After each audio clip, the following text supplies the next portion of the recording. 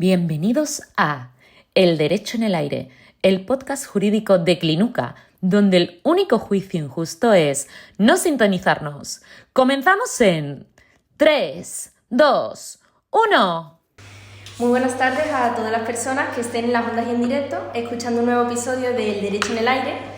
Desde la Clínica Jurídica de la Universidad de Cádiz procuramos, como en cada episodio, responder de manera profesional a vuestras cuestiones y preguntas que os planteáis dentro del ámbito jurídico.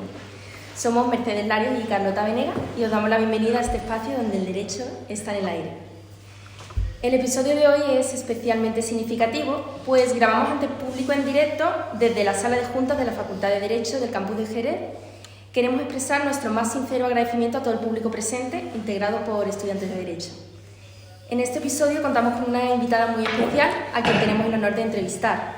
Le agradecemos sinceramente su tiempo a Isabel María Villarfuentes, decana de la Facultad de Derecho y profesora titular de Derecho Procesal en la Universidad de Cádiz. A lo largo de este episodio nos centraremos en analizar las principales novedades, enfoques, consecuencias y retos que abarca el Reglamento de la Unión Europea 2024/1689 del Parlamento Europeo y del Consejo del 13 de junio de 2024, por el que se establecen normas armonizadas en materia de inteligencia artificial. Finalmente, profundizaremos en aquellas profesiones que pueden verse más afectadas por la IA, los desafíos que plantea su uso en el derecho, así como también el uso de la misma por los estudiantes durante su etapa universitaria. Para explicar estos temas en profundidad, contamos con nuestra invitada. Bienvenida, Isabel. Muchas gracias por haberte prestado a dilucidar estas cuestiones. Muchas gracias por estar en este espacio, este Derecho en el Aire, este podcast de la Clínica Jurídica de la Facultad de Derecho de la Universidad de Cádiz, y con estas dos estudiantes, Carlota y Mercedes, fantásticas, que están llevando a cabo esta iniciativa. Y aunque tenéis otros compañeros que creo que son los que están haciendo prácticas en la Universidad Católica de Oriente en Colombia, pero de verdad que os tengo que felicitar por la actividad y estamos súper orgullosos y hay que seguir promocionándola. Gracias. A vosotras. Muchas gracias, Isabel. Primero, darte de nuevo las gracias por contar. Estamos muy agradecidos por contar con una invitada con su nivel. Y en primer lugar nos gustaría conocer un poco más de usted como persona y nos gustaría saber si siempre tuvo claro que se quería dedicar a la enseñanza, porque sabemos que también es profesora de Derecho Procesal Civil, o fue algo que fue madurando a lo largo del tiempo. Pues mira, si os soy sincera, yo en mi juventud, no os creéis que era muy pequeña, quería estudiar medicina. Afortunadamente no la estudié porque yo lo paso fatal, no puedo ver una operación, no puedo ver nada, en una imagen de nada de sangre, lo paso fatal. Entonces menos mal que el ascendente de mi padre, que era abogado, y mi madre que decía, pero tú si no ahí no conoces nada, tienes a tu padre, total, que empecé a estudiar Derecho. Y mi padre siempre me decía, ¿por qué no vas entrando en la universidad? Es verdad que yo empecé en Barcelona, acabé la carrera, mis padres se trasladaron a Granada, o sea, a Jaén, y yo acabé en Granada. Y yo aquello no me encontraba, estaba recién llegada, no. Y empecé a ejercer la profesión, lo cual me gustó muchísimo durante unos años, pero luego, bueno, pues la vida me trajo aquí, a Cádiz, al puerto Santa María, y ahí, bueno, pues tuve a mis 3 hijos y quería hacer algo más, quería estudiar otra carrera, empresariales.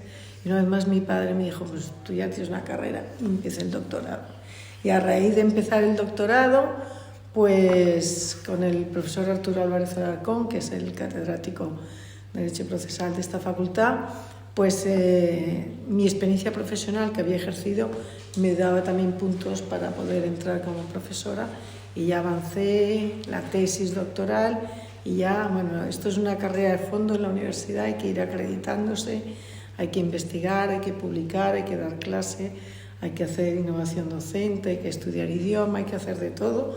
Y bueno, pues al final llegando ahora mismo que soy titular y estoy contentísima con la docencia, me encanta el trato con los estudiantes. Yo he ido creciendo y haciéndome mayor, pero la foto fija de los que se sientan enfrente es siempre la misma, ¿no? Tengo gente de 18 a 20, 21 años siempre ahí, Y bueno, pues os he visto cambiar mucho las generaciones y siempre me ha enriquecido mucho.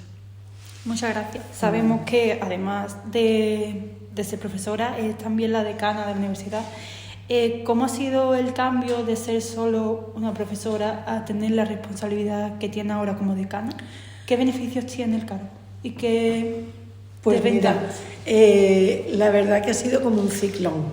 Me vi un poco abocada, yo llevaba ocupando algunos cargos de gestión ya en la sede de Algeciras, luego aquí como coordinadora, como vicedecana, y bueno, se planteó, me lo ofertó la anterior decana de esta facultad, la profesora de Civil, Isabel Zurita, y me vi un poco, bueno, pues comprometida.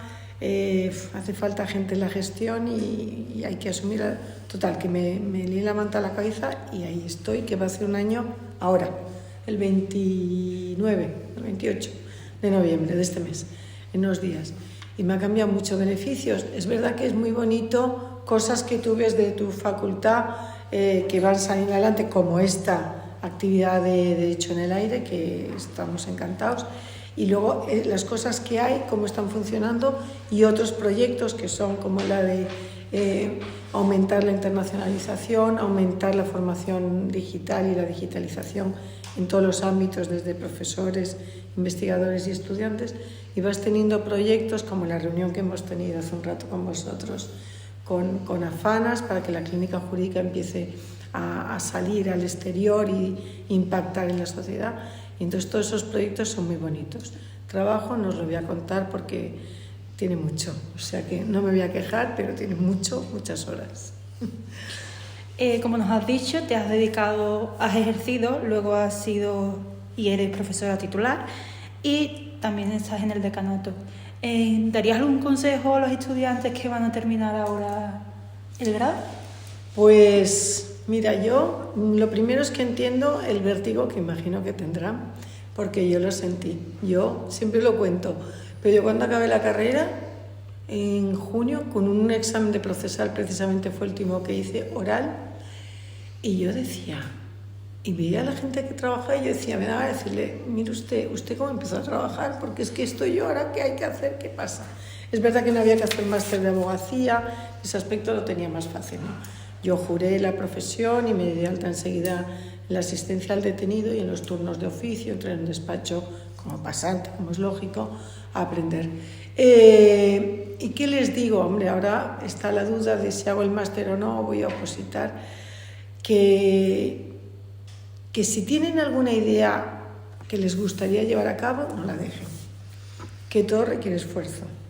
Igual que ahora mismo hay esfuerzo en los estudios de grado, pues para lo que viene luego no es, mira, ya acabó, no, hay que estudiar y hay que prepararse, tanto sea para opositar, tanto sea para empezar a entrar, sí, en el máster y luego ejercer la profesión, o en una empresa, en un departamento de asesoría jurídica. Todo es trabajo, o sea, la cultura del esfuerzo hay que interiorizarla, nada nos viene regalado, luego es muy satisfactorio, porque tienes muchas horas de soledad, de estudio, de estar harta de sentarte delante del ordenador fines de semana o verano, pero luego tiene su parte positiva, ¿no? Entonces, bueno, que si tienen la más mínima ilusión, porque hay veces que está uno más perdido, vaya por ello. Y si estás perdido, pues lo que no hay que es dejar lagunas, hay que empezar con el máster de abogacía o hacer otro máster si es por otra línea y moverse y trabajar o intentar trabajar de lo que sea en lo que sea.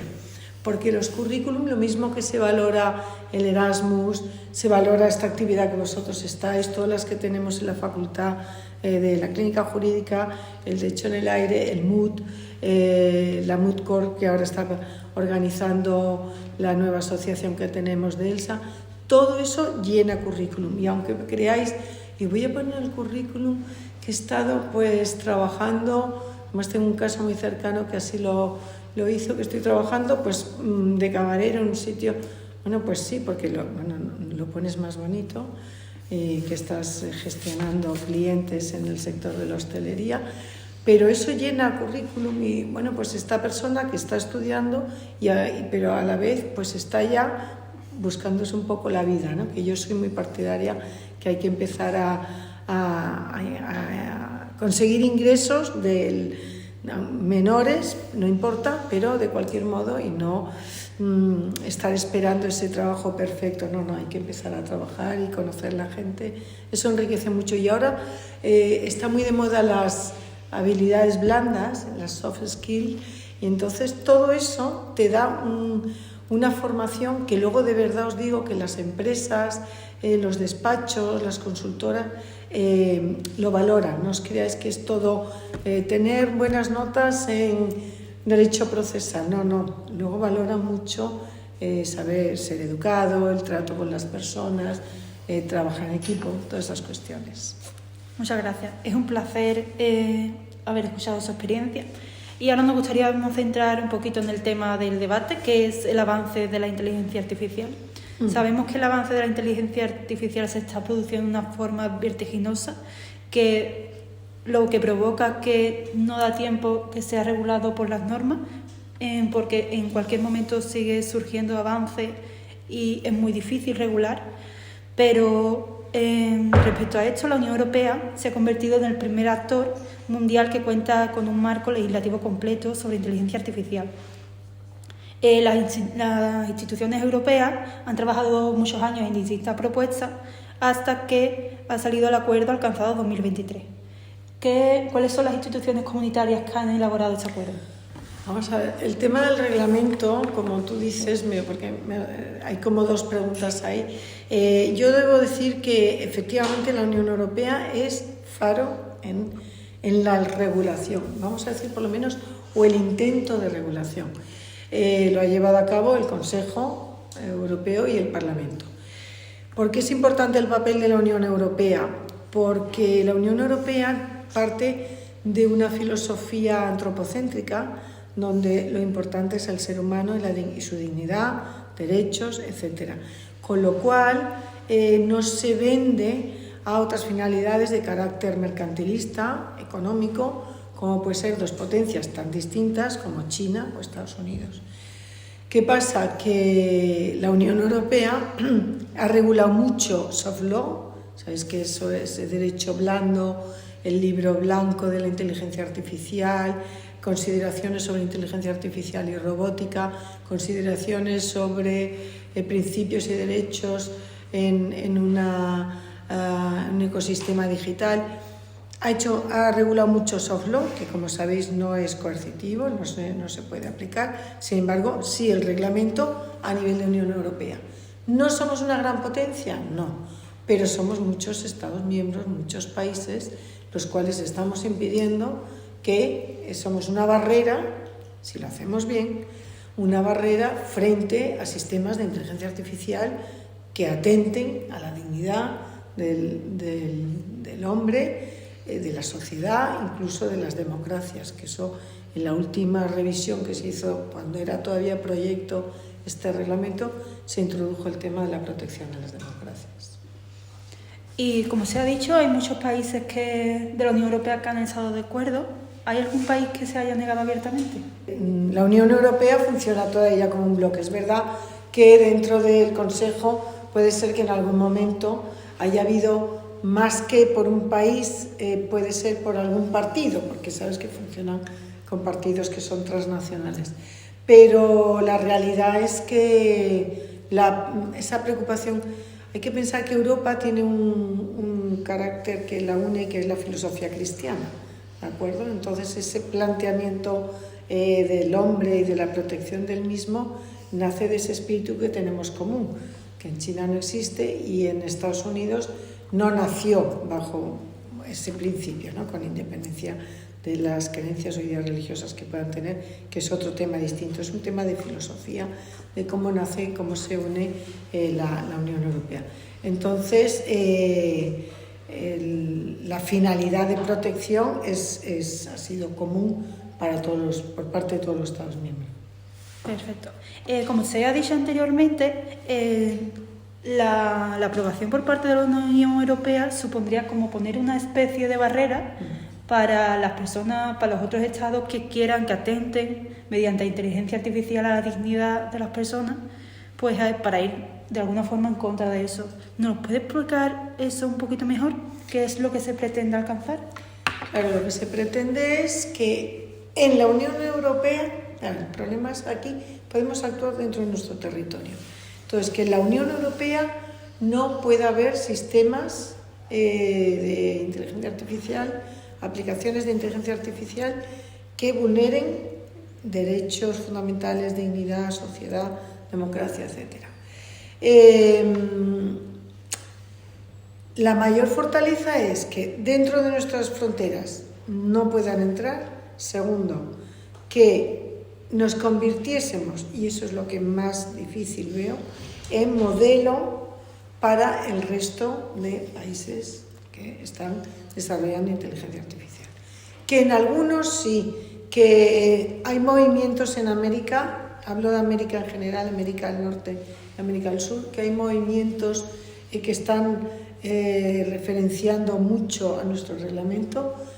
Nosotros hemos estado en Colombia en el Congreso, justo estos temas fue el año pasado, el anterior, el 24, el 23, sobre justicia digital, y hay mucha inquietud por parte de Colombia y el resto de Hispanoamérica por esta Argentina también, por esta regulación, ¿no?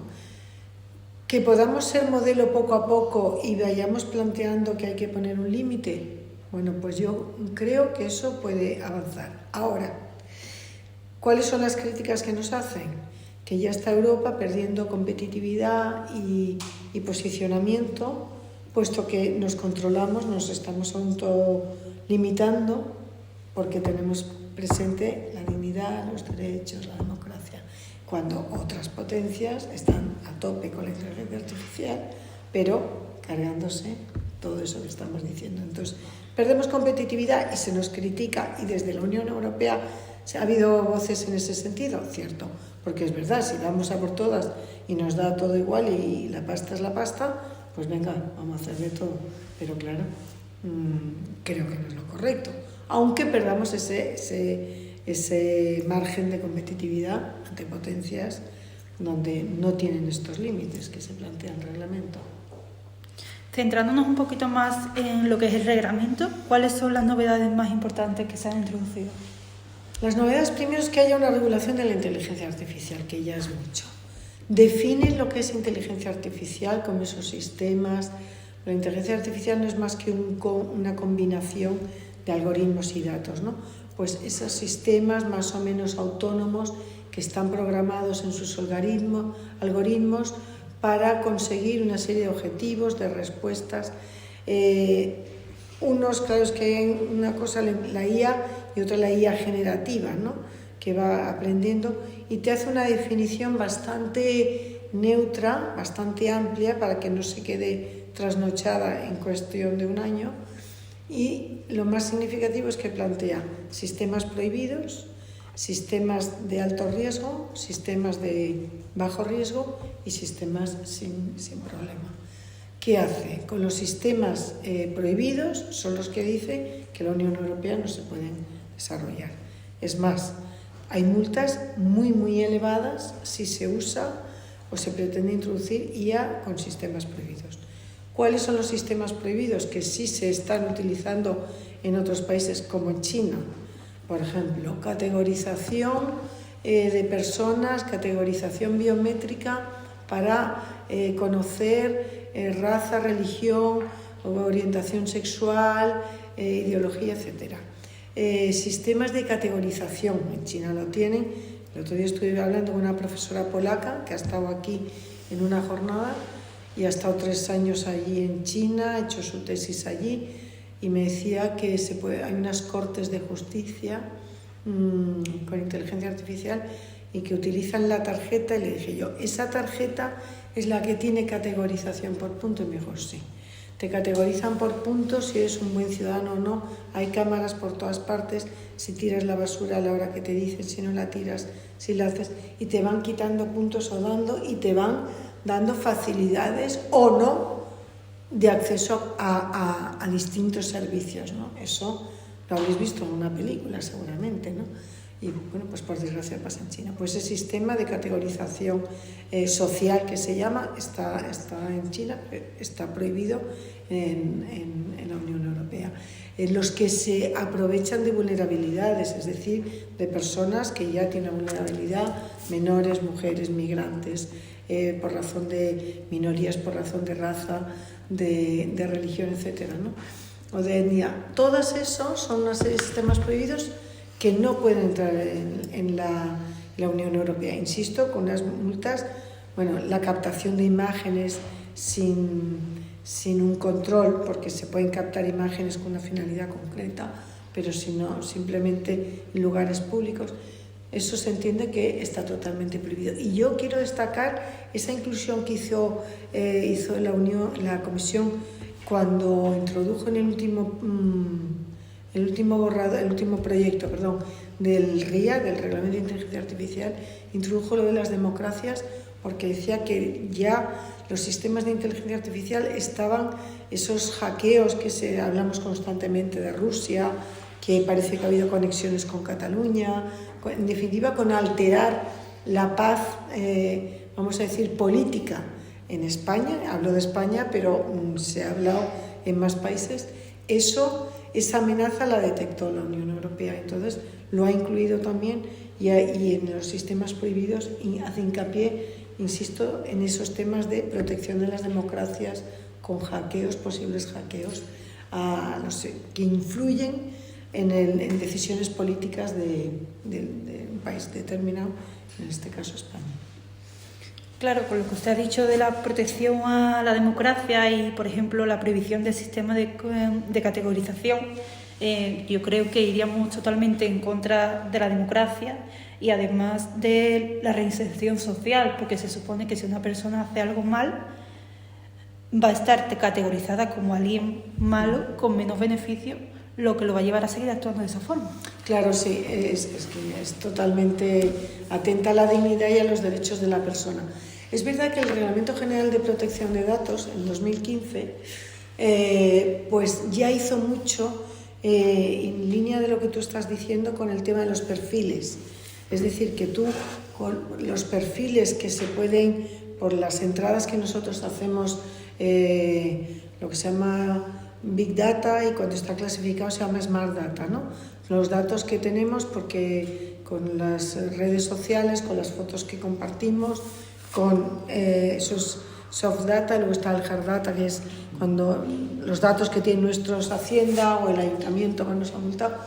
Con todos esos datos se puede hacer un perfil nuestro. Entonces no se puede hacer, o sea, se puede hacer perfiles, pero no se pueden utilizar de manera incriminatoria en un proceso penal solamente por la elaboración de un perfil, porque yo puede ser que haga una serie de cosas que alguien piense que soy una potencial terrorista.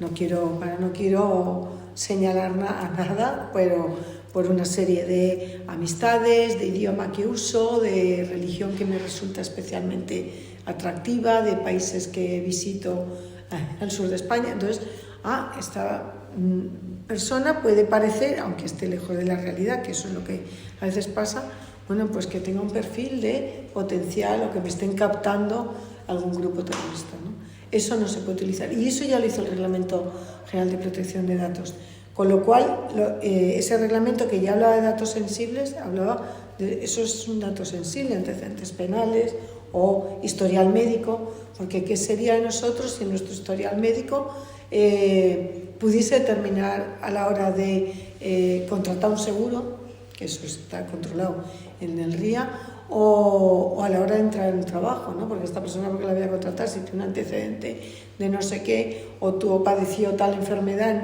pues esto no, a mí no me resulta rentable, ¿no? Y no te contratan, ¿no? Es decir, que todo eso es en lo que tú has dicho, ¿no? Atenta a la reinserción y a cualquier desarrollo pleno de la persona cuando se utilizan sus datos sensibles. Respecto al reglamento, nos habla de implementación de sistemas de inteligencia artificial de alto riesgo. ¿Qué supone y cuáles son sus criterios esenciales? O sea, yo os he dicho que efectivamente están los sistemas prohibidos, que os los he explicado un poco, alto riesgo que me estás comentando, bajo riesgo y admitidos. Los de alto riesgo se denominan de alto riesgo por los sectores en los que entran. Es decir, cuando entran en el terreno de la salud, que hemos hecho referencia con el Reglamento de Protección de Datos, cuando hacen referencia a infraestructuras esenciales en el Estado, como es gas, electricidad, todas las energías, porque hacen referencia a contrataciones. Esos sectores, bueno, y una especial referencia a la identificación biométrica, que ahora voy a hacer la salvedad. Esos son sistemas de alto riesgo. ¿Están prohibidos? No. ¿Están sometidos a un control acérrimo? Totalmente. Es decir, hay un control de esos sistemas que están en esas estructuras o en esas áreas.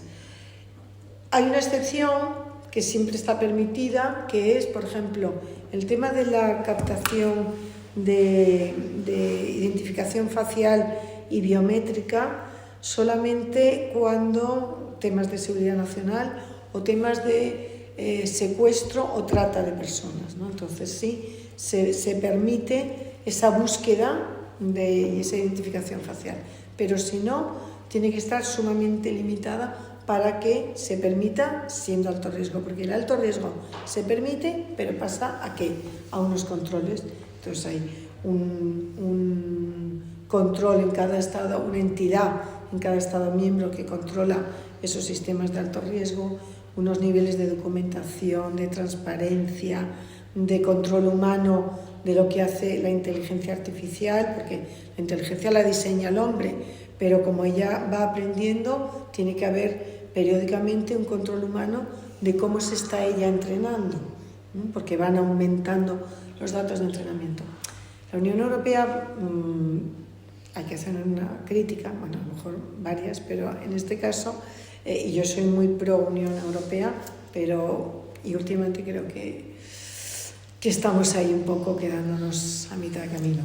Pero la Unión Europea es muy prolija, tanto en el soft law como en la reglamentación, bien reglamentos, bien directivas, ¿no? Sabes que el reglamento es de aplicación directa y la directiva hay que hacer una transposición. Está continuamente legislando en ese sentido y legisla muy, muy farragoso.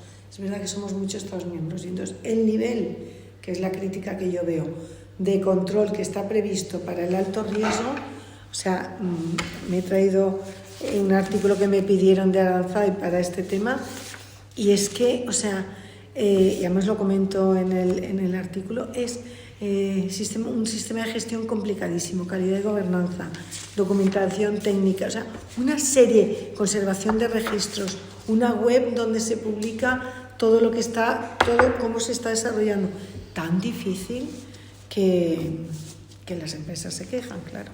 Entonces yo creo que efectivamente hay que tener un control, pero ahí la Unión, y además este reglamento es difícil de leer, sobre a quien se quiera enfrentar es farragoso. Es verdad que, bueno, es la Unión Europea, muchos países, muchas peculiaridades y coyunturas distintas, pero en concreto le ha salido, la parte del control de los sistemas de alto riesgo le ha salido especialmente difícil, complejo. Como nos has mencionado, en el sistema de alto riesgo se encuentran infraestructuras esenciales.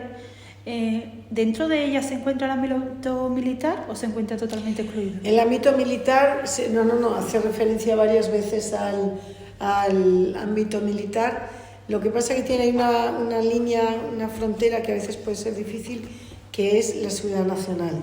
Entonces, pero no quiere decir que a costa de la seguridad nacional se puede hacer todo, ¿eh? Hay controles también, incluso en algún momento control judicial, ¿eh? En algunos momentos tanto lo establece el reglamento de la inteligencia artificial como el de protección de datos. Insisto mucho en la protección de datos porque hay que pensar que hay gente que no sabe, la inteligencia artificial piensa que es una cosa extraña como de Minority Report y es datos y algoritmos, ¿vale? Por eso es tan importante, siempre que hablemos de inteligencia artificial, pensar y meter cabeza en el reglamento de protección de datos. Entonces, hay unos límites también en el ámbito militar, pero es verdad que hay unas cuestiones de seguridad nacional, igual que en nuestro proceso penal, en la ley de enjuiciamiento criminal, hay unas cuestiones, por ejemplo, de investigación, de enjuiciamiento criminal, no hablo ya militar, que se permite hacer una serie de cosas como limitar algunos derechos,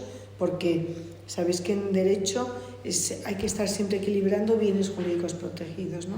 Proteges la vida, proteges la dignidad, proteges la seguridad, y en el otro lado a lo mejor puede ceder el domicilio, por ejemplo, en el proceso penal, el domicilio, la intimidad, el secreto de las conversaciones, ¿no? Y entonces hay momentos que se produce esa cesión, pero siempre en control judicial. Nunca puede ceder un derecho fundamental, aunque sea a costa de un bien jurídico protegido muy elevado, sin el debido control judicial. Ahora nos gustaría centrarnos en la inteligencia artificial, relacionándola directamente con el ámbito jurídico. ¿Cree que la inteligencia es una aliada útil en el ámbito legal o un riesgo que podría volverse en contra del propio sistema? Mira, el otro día, justo en clase, esta semana en procesal civil, en procesal 2, comenté yo que hay voces por ahí que hablan de juez robot y eso, además dije lo mismo, tiene que cambiar toda la sociedad, no sé, de repente, y estar en una nueva era. La inteligencia artificial es útil para todo lo que sea en justicia. Y cuando hablo de justicia hablo de lo que yo estudio y trabajo, que es el proceso, ¿no? A nivel, entonces, es útil para tareas repetitivas de cálculo. Por ejemplo, los jueces, para calcular, evaluar los daños de un accidente laboral o de un accidente, bueno, pues tienen que utilizar unas tablas complejas. Lo hace inmediatamente la IA. O sea, después se ha perdido hasta la falange segunda del dedo meñique de la mano derecha siendo diestro. Y rápidamente, que es complicado, ¿eh? Tiene tal edad, bueno, te lo calcula. O sea, en esas tareas repetitivas, mecánicas, que no interviene la razón humana para nada, sino que es cálculo. Sirve para sistematizar el trabajo dentro de los juzgados, o sea, para ordenar, para dar como unas prioridades, incluso esta Prometea y la otra, no me acuerdo cómo se llama ahora, en Argentina y en Colombia, no me acuerdo cómo se llama la otra, la tienen para ordenar en el tribunal lo que para ellos sería nuestro Tribunal Constitucional, ordenar aquellas causas que necesitan más inmediato pronunciamiento, ¿no? Pues en ese aspecto sí. Ahora, a la hora de intervenir en lo que es el razonamiento del juez o la motivación de la sentencia, hay algunas IAs que dicen, bueno, te ayuda, bueno, sí, si quiere, pero siempre tiene que haber control humano. No se puede asimilar lo que te dice la inteligencia artificial y como dice la máquina, parece que es lo más listo del mundo y entonces le hago caso. No, hay que tener un control humano y hay que recordar y saber todos que la IA tiene alucinaciones, muchísimas, alucina mucho, te hace un tal... Yo el primer caso lo vi en Estados Unidos y hace ya nada ha pasado aquí. Una demanda de un abogado redactada con IA refiere una sentencia que se le ha inventado. Y luego la IA es pelota. Es decir, y además probadlo. Tú le preguntas, o pronteas, que es el término, tú le preguntas, ¿verdad que los sillones amarillos son muy bonitos en decoración y están de moda y tal? Y te dice, sí, es verdad. Y empieza, te hace toda una disertación de los sillones amarillos. Pero le dices, sin embargo, me han dicho también que ahora mismo el minimalismo en decoraciones... Tienes razón, porque es que... Entonces te rompe... O sea, te va dando la razón, tienes que ser muy neutro para que... A ver lo que dice, pero no pille que a ti te va a poner dejar más satisfecha con una respuesta con otra. Eso, llevado a justicia, llevado a un órgano judicial, es peligroso. con lo cual tiene que estar nada más que como una herramienta al servicio. Y ahora que estoy aquí en el ámbito universitario, en mi facultad, la IA para los estudiantes debe ser una herramienta, pero no un tótem, no el que me hace los trabajos de fin de grado, el que me hace las prácticas, porque mete la pata y se equivoca. Vosotros tenéis que, yo soy partidaria, que uséis inteligencia artificial bien usada, utilizándola como herramienta, igual que utilizáis la base de datos de Aranzadi en biblioteca virtual, ¿no? O sea, lo mismo. No sé si me habías apuntado algo más, es que me he ido por ese tema que me interesaba. Que me interesaba mucho. Respecto a lo que usted ha dicho sobre la IA, opinamos que sería como un ordenador, entonces no tendría la imparcialidad, la empatía y el juicio humano que puede tener un abogado, entonces no estaría capacitada para dictar sentencias, Claro que no. ni siquiera para presentar demandas. Claro que no. Mira, primero que hay gente que dice que la IA es imparcial. Mentira. Porque, vuelvo a decir, que la IA no es que sea un bicho raro muy listo, es que lo ha diseñado un hombre o 20, cuando hablo hombre hablo en término genérico, una persona, ¿no? Entonces, con sus sesgos, habréis oído hasta la saciedad, pero es que es tan gráfico, ha pasado más veces, pero aquel caso se repite constantemente. El caso con Compass, que fue una inteligencia artificial, se llamaba Compass, utilizada en el estado de Wisconsin por el juez Loomis. Y entonces utilizaba esta inteligencia artificial para determinar, se suponía que era para ayudarle, pero él la admitía como a pies juntillas, a determinar qué sujetos cuando hacían la vista oral para decir qué medida cautelar les aplicaba, si libertad provisional o prisión provisional, le utilizaba la IA. Entonces daba una serie de datos del sujeto, la edad y más cuestiones que ahora explicaré, y le daba un resultado. Y a este señor lo mandó a prisión provisional. Y su abogado recurrió y dijo que quería ver el código fuente, que hay esta parte del problema, de los problemas que puede tener la inteligencia artificial, el código fuente de esa máquina Compass, porque decía que tenía sesgos. El código fuente, por otro lado, hago un pequeño inciso y no me enrollo, pero el código fuente está protegido por propiedad intelectual, porque eso sí, un diseño. Y eso no todo el mundo te abre el código fuente, la black box, ¿no?, de la inteligencia, no te la abre con tanta facilidad porque hay mucho dinero invertido, ¿vale? Y entonces, pero se accede al interior, a la programación de la máquina, y efectivamente se demuestra que tiene sesgos porque el sujeto se puso en las mismas circunstancias, un hombre de la misma edad, del mismo barrio, con el mismo nivel de ingresos muy bajo, pero de raza blanca y no negra, no decretó prisión provisional. Con lo cual, hay un pedazo de sesgo. ¿Quién lo ha introducido? Los desarrolladores de la máquina. Que no te digo, es que ellos son racistas. A lo mejor no. Pero ellos sí piensan, y eso es un sesgo, que esta persona tal, ¿sabes? No te digo que tengan que ser racistas simplemente, pero bueno, podría llamarse quizá un racismo, pero tienen esa sensación, con lo cual, bueno, pues no. Entonces, no es imparcial, no tiene esa racionalidad, y luego no tiene esa empatía, que lo has dicho tú y aparte muy acertado, del ser humano con lo que está viendo, ¿no?, con lo que percibe, los gestos, las posturas cuando está declarando. Yo por eso no soy partidaria, que en países hispanoamericanos se está haciendo desde la pandemia y sigue, con las vistas virtuales, ¿vale?, las audiencias, ¿no? Creo que lo que te da la inmediatez, que es un principio de nuestro proceso civil y penal, es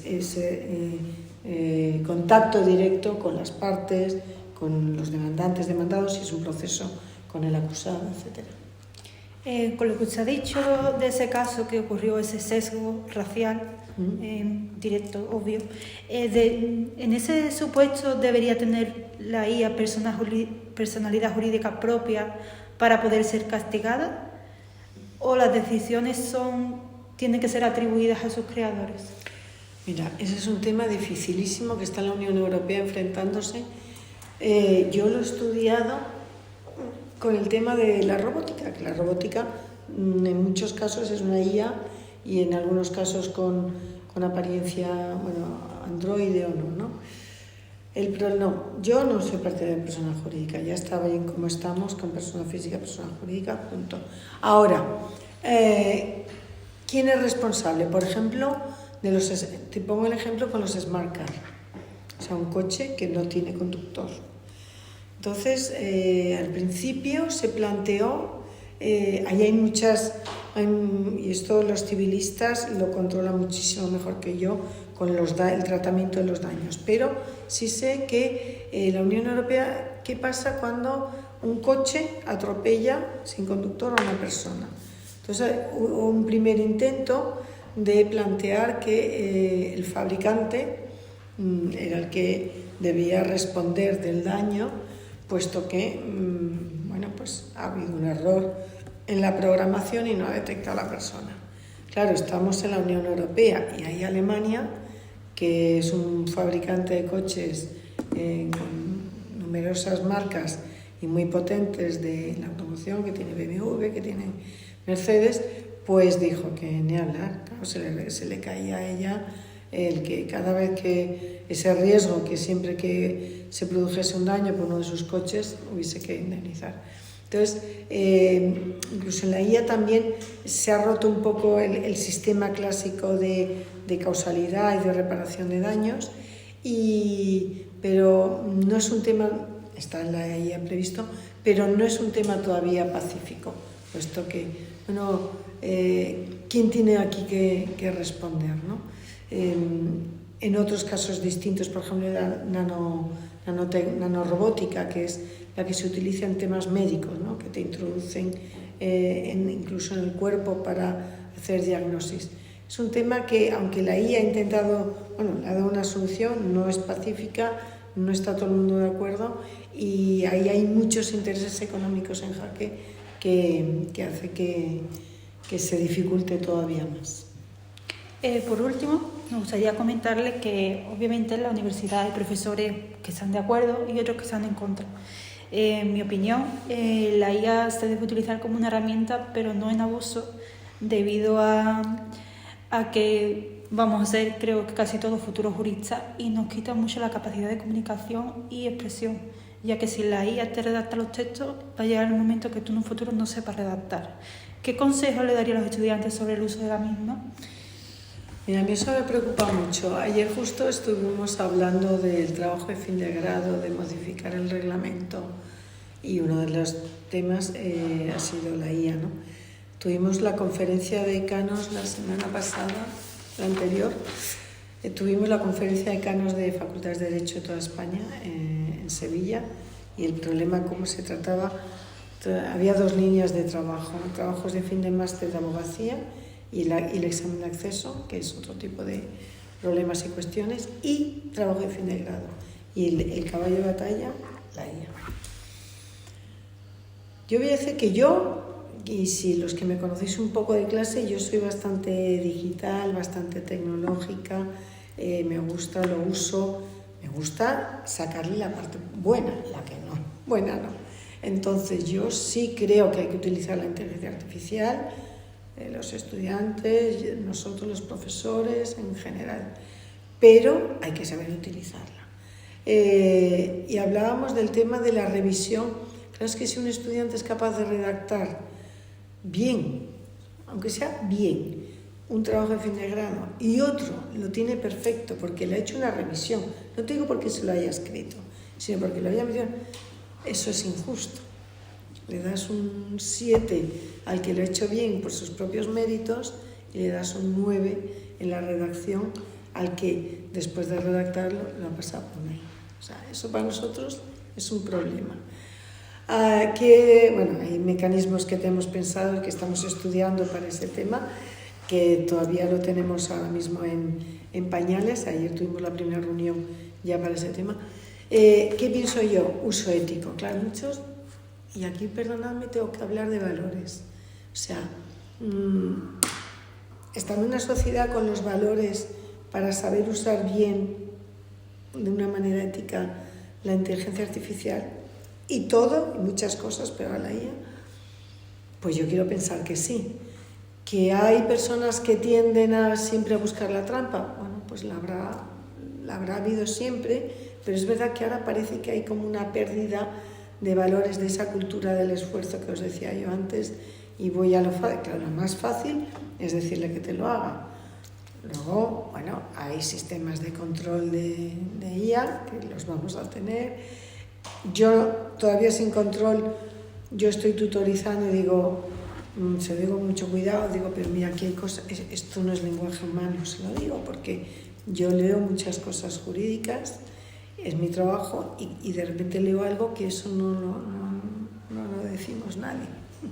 Y entonces, bueno, sí es verdad, tal y van, pues darle una vuelta, ¿no? Entonces hay que usarla bien, hay que usarla como herramienta, como tenéis bases de datos, hay que usarla.